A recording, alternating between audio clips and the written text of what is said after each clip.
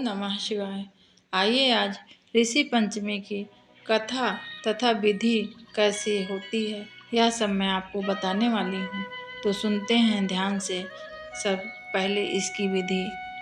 ऋषि पंचमी के दिन किसकी पूजा करनी चाहिए?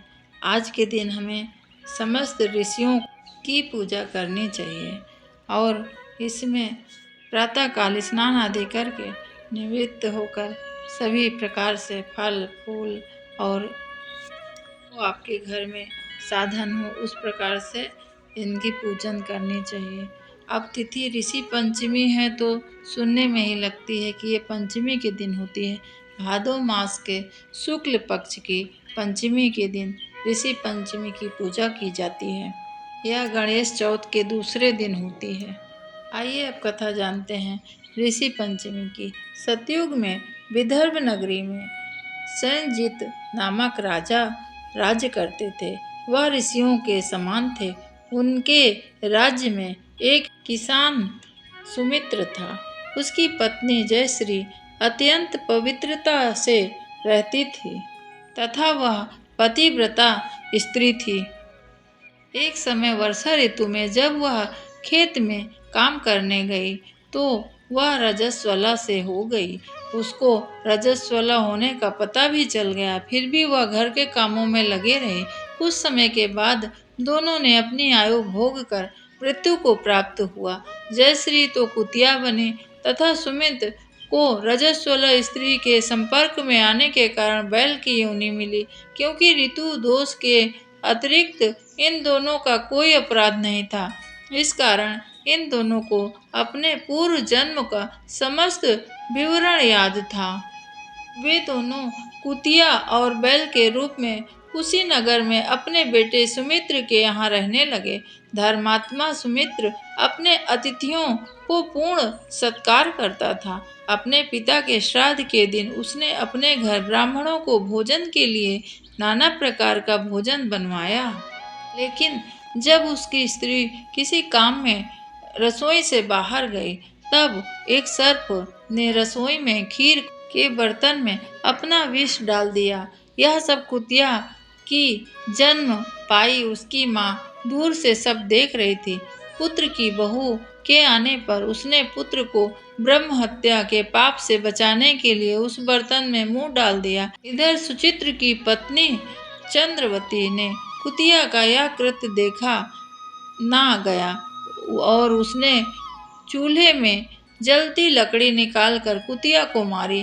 बेचारी कुतिया मार खाकर इधर उधर भागने लगी। चौके में जाकर जूठन आदि बची रहती थी वह सब सुचित्र की बहू उस कुतिया को डाल देती थी, लेकिन क्रोध के कारण उस दिन वह बाहर फेंकवा दी, लेकिन कुतिया को खाने को ना दी तथा सब खाना फेंकवाने के बाद दोबारा बर्तन साफ करके और ब्राह्मणों के लिए खाना बनाकर उनको परसवाया।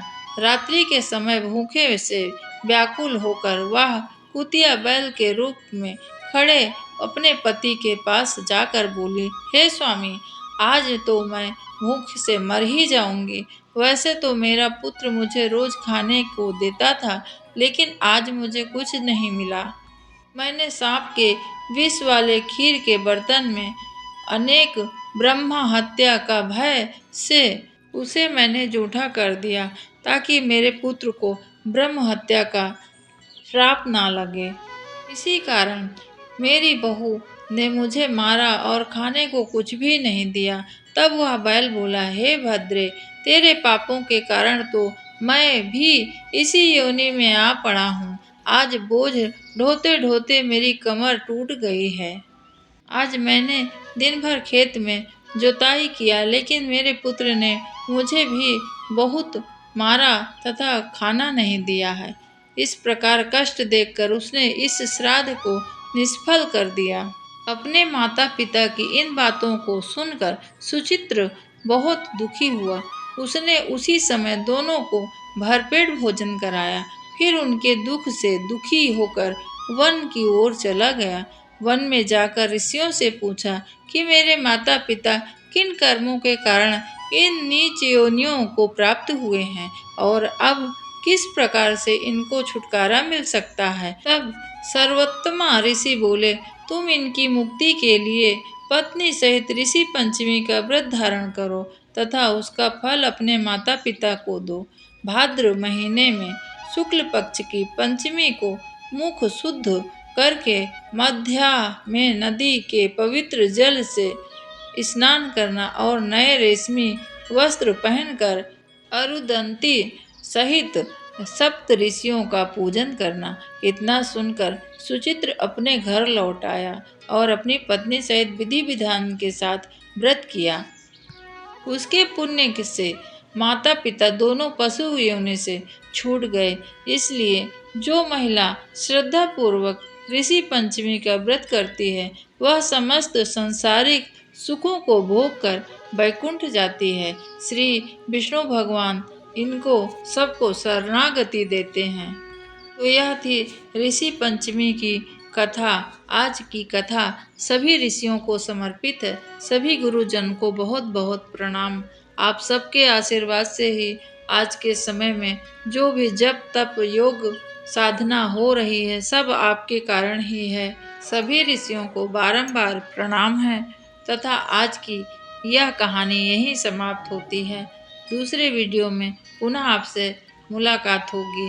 तब तक के लिए ओम नमः शिवाय, हर हर महादेव, हरे कृष्णा।